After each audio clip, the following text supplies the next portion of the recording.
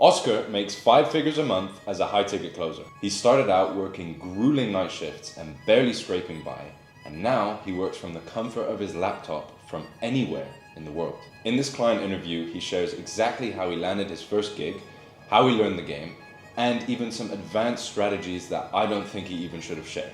Now watch this video all the way to the end, because if he can do it, then so can you. And then awesome, my man. So I think, Oscar, how long have you been working with us? I actually want It's 20th or the 21st of like March. I just got back from Amsterdam with my friend. What were you doing there? I was having some fun. No, I was seeing some family. Love it. Love it. And so it's obviously September now, so you've been with us for half a year. Yeah. Great. Time's flown by. But like kind of in this, I guess, video, I wanted to talk about where you are now, where you have been, the growth you've seen, and like what the future holds, because it is exciting. Yeah. And because it's a big part of obviously this space.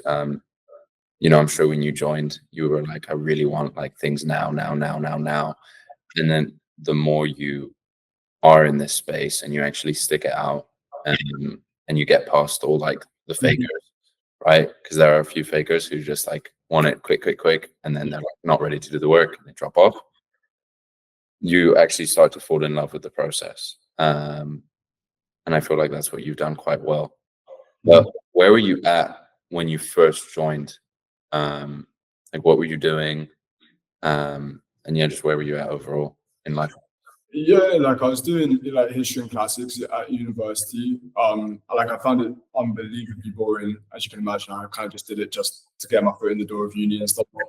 Was getting through that. I was doing okay. Just right at the last term, my grades plummeted. I got really sick and just was so done with it after doing it for like 2.5 years. I was so fed up. I just capitulated in second to last term and just got the grades back over Christmas, and it was like, you're not going to get into your masters for like digital marketing, which actually like have progression.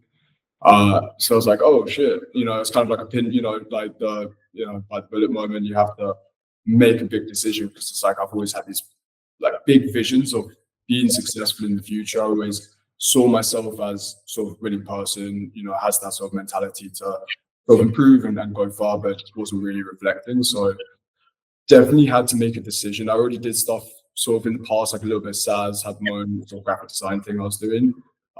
So I was comfortable investing in myself. I know it's definitely the way that you get the competitive advantage back in your court. So obviously spoke with Alex, he walked me through everything. I had some little things that he ironed out, told me I was being silly pretty much. And yeah, pretty much went forward and didn't look back. I mean, it's interesting, sort of that delayed gratification part that you mentioned, because before, I've gone through or even started the process, was I'd have this thought of like, I don't understand why people don't make 1 million and then retire and like stop working. Like I always see like these entrepreneurs online who are like earning 50, 100K a month, but they keep on doing it. And I had like this weird, like, why, like if I was earning that much, I wouldn't do it.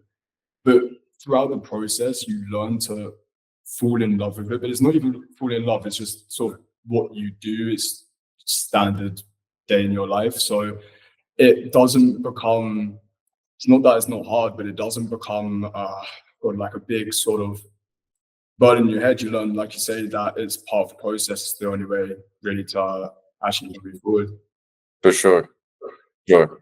Like it's not something you don't enjoy doing. Like you start enjoying the way I'd kind of describe it, like you say, it just becomes part of your like everyday life. Yeah. Something that you actually enjoy doing. Yeah. Well, like you know yourself, obviously, sales, you can get a big win and then you can have a long time where you don't see another win, especially during those beginning stages. And I think I had that, obviously, had a long time where, I had to delay the gratification. And a lot of people wouldn't have that sort of mentality or that resistance to say, you know what, I believe in the process and I know if I just do the correct decisions, I'm going to get the outcome I want. And, thankfully, I was able to have that mentality and pretty much just get me through and have that delayed gratification. the whole process I enjoyed. I just was real, just learning the skill, grinding, late nights, doing everything.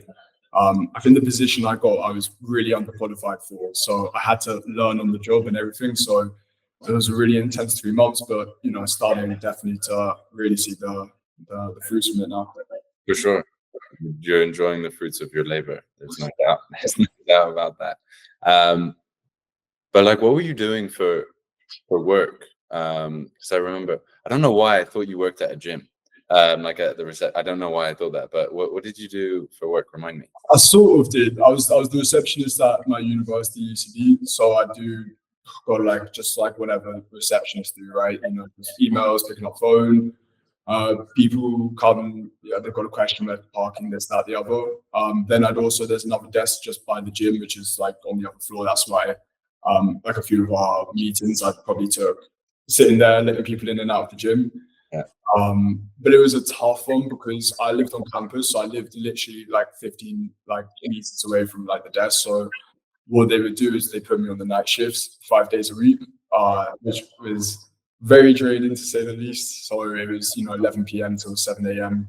then lectures, and it's an intense thing. So glad, and then you don't become healthy, staying up all night and not eating right. It builds bad habits as well because you're not in that prime state. So it's just not really a good place to be. No, for sure. And then you're sleeping during the day. It's tough. Exactly. Yeah. It's really tough. And so, what was it kind of about sales, high ticket closing that kind of stood out to you? Because you mentioned you had some experience previously online, with SaaS and online. But what was it about kind of sales that intrigued you and kind of made you want to do it? For sure. I've always wanted freedom in terms of, I'm always saying I don't do well with being told what to do. I'm very passionate. If I have my own interest, I'll put my heart into it. But if I don't have an interest, it's difficult for me. So yeah. Being said, always wanted to grow up, have my own business, etc. Obviously did those things that you mentioned there. The reason, for example, the SaaS didn't, be successful was because I didn't close anyone. I think go high level, you rent it for free trial, 500 quid after that. So after the free trial, I didn't have the funds to, at the time, because I was, working during uni, I didn't have 500 quid a month just to spend, right? So obviously I put that to the side, wanted to get through the university. Obviously that towards the end had the motivation to get back into it. So sort of reassessed, right, how do I make money online? This time I need to learn tangible skills so I can actually have value. At this point, I'm just a utility. My value is I have time, that's it. I don't have a skill, I don't have anything else. So, not learning, obviously, again, in the future when I have my own business, just, general research, you'll find that pretty much sales is the number one most important thing for anyone to have, not even if you're just in your own business. If you're talking to another person, you should know sales, right? So yeah, the most logical place to start. I knew the business model. Funny enough, I don't even know if I've told you this, Nico. Again, about a year ago, when I was doing all of that business, I had another guy called I think Bruno or something who had a call with, who has a high ticket agency. Didn't quite materialize at the time. I literally had no money in it wasn't a price objection. I literally had zero, so wasn't going to do that. I was super lucky. So I knew it was a good business model, and super lucky that completely just by random saw you on my For You page and just reached out, and the rest is the rest. Yeah. The rest is history. The rest is history. And so, kind of to make people aware who are watching this. Yeah. How quick did you land your role? It was relatively quick, no? 16th of or the 17th of April, so under a month, 27 days ish. Okay. And so that was with Jitsi, right? Yeah, technically I work with Jonathan, who's got, so we SaaS consultants, we scale our clients. So Jitsi is one of our clients, same as Augment and Tradewin. So they're our clients. So the only person who's really my boss or who I at least report to is Jonathan. And then the rest are our clients. So Jonathan hired me after 27 days or so. Okay, crazy. And so what was kind of, if you were to maybe say were you shocked by, like, what was it like working online, making money online at first? Like, what was that feeling like? Like you said, you kind of had some experience. I mean, although it wasn't like a positive one. What did it feel like having the positive experiences, making money online for the first time? Like it's a different feeling. It's hard, like it's hard to compare it to stuff. Especially with, I think I mentioned this to you earlier, like the type of offer I was on with it being Jetsy, where I'm doing the whole sales process. It's very, long journey to get the actual close. Yeah. I remember, like, when I got my first close, I was actually in university, and I was shouting so hard, like literally the teachers came in, because I obviously worked at the uni, so I could go into like the staff offices and stuff. So I started like literally shouting. I was like recording into like the community wins, saying like, I've closed them. And then like somebody's like, everyone's looking in, going like, what's happening in there? So it's amazing. It's a great feeling, but also it's just because you have to develop yourself to get there. Because it's like, if you're already the person who could be earning that money, you would be already, right? So it's also the fact that it's a sign that you've done the right thing, you've made the correct decisions, and it's just a reward for the hard work. The main point is just the work. And then if you do that correctly, that's when, the other stuff comes along. It's just a result of doing that stuff. Yeah, without a doubt. Yeah. So like for people to almost be aware, like the companies that you represent and work with, like what is the offer? What is it that they do? Just for context for people on like what. So they're all somewhat software as a service companies, and they range like from completely different industries, right? So we work with social capital networks to grain and mill silo storage facilities, right? So it's completely varied. The main goal of like essentially why someone would pay us is we fix essentially like the funnels. We improve the funnels by improving, optimizing the automation, and then the acquisition channels. So for example, there could be two different clients who have two different problems. So, with one of our clients, they have loads of calls, it's fantastic, loads of leads, but their lead quality is really bad and they're not showing up, right? So they've got us in to help fix that, and then they need a closer. So I close for them. And then, for example, with another client, they've been building a big audience and they have it over 10 years. And now they're looking to monetize that audience. So they need to create some funnels and acquisition channels. So it depends, but overall it's to get more high ticket clients. For sure. And so obviously with your goal, let's say in the next 5 years, to set up your own business, like pretty cool. You're learning a lot, I'm sure.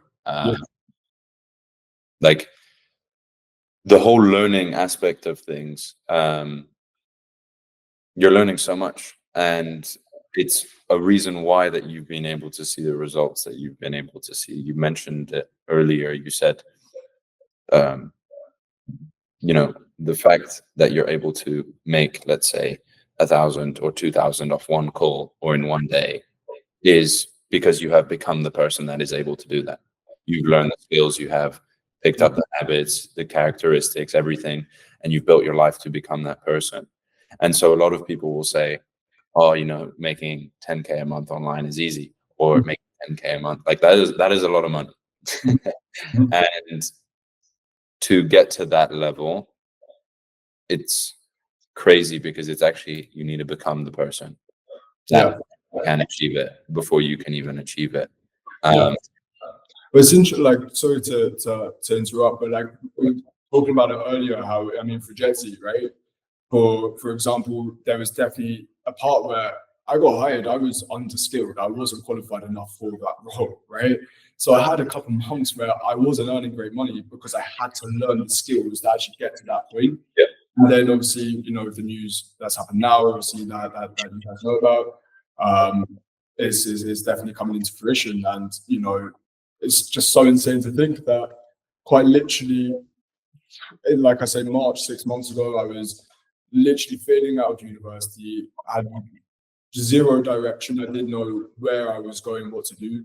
And then quite literally within 5 months of just hard work, just getting your head down and just climbing out the BS, changed university around in the master's degree, doing what I want to do now at a high level. on the side, earning the cash that basically creating for myself and becoming, just developing. So it's just a really, really great thing, and it happens really quick. Yeah, sure. Because that's the thing, it is quick. Like people want things quick, but people want things too quick. But then when you look back 5 months, 6 months, it's very, very quick time. Like it goes by in a flash. And like you said, like you went from working night shifts and you weren't doing so well with your degree. Yeah. The news of you, I won't say the exact amount, but you closed like a 6-figure deal and getting commission off of that.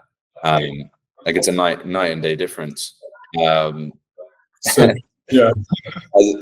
Like kudos to you, because it really is a testament to your character. And yeah, genuinely proud of you because of the work you've put in. It kind of speaks for itself. Thank you, brother. Honest to God, I feel lucky. There's a lot of different people out there. I just feel, just obviously with yourself and Dan, not only with you guys, just everyone in the community in general. I mean, like we all know like how amazing sort of the energy and what you guys have actually done and created.